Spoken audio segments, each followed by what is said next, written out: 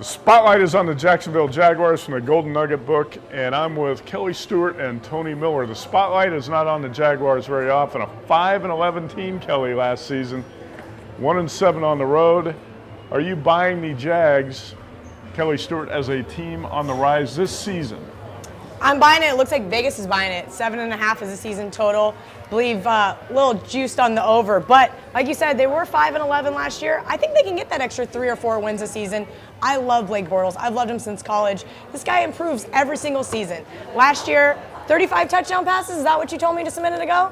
I really like this kid. As long as he can limit the interceptions. He's got Chris Ivory now in the backfield.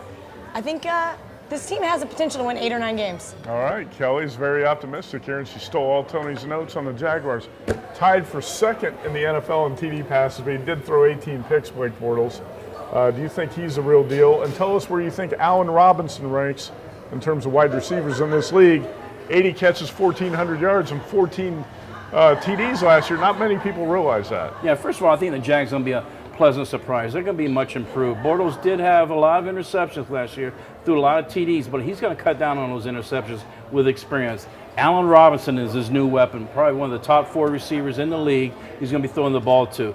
Jalen Ramsey also coming in as the #1 pick on defense, going to help them out a lot. Jags are, I think, Matt, going to be much improved. I thought the Jaguars did have a good draft, and this team looks like it's ready to take the next step. But, Tony, I've got to see it to believe it, to bet over 7.5 with the Jaguars.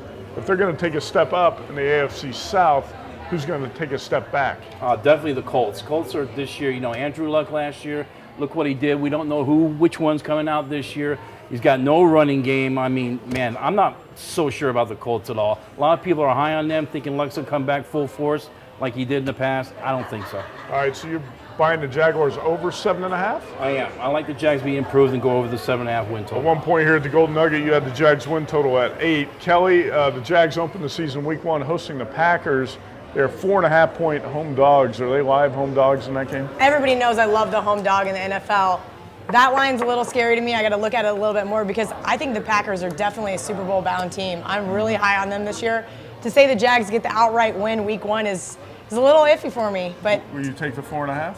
You got to wait and see. We all know I don't lay road favorites in the NFL, so that's tough to say. But am I going to go take the 4.5 points and run with it? Mm-hmm. Probably not. All right, so you are going to play the Jaguars over 7.5. Is that a bet or just an opinion? I think that's a good bet. You like it too? I do. All right, I'm not going to jump on the Jaguars bandwagon so fast here. Tony Miller, Kelly Stewart, all over the Jaguars. I'm going to say wait and see on this team. That's a sports betting spotlight from the Golden Nugget.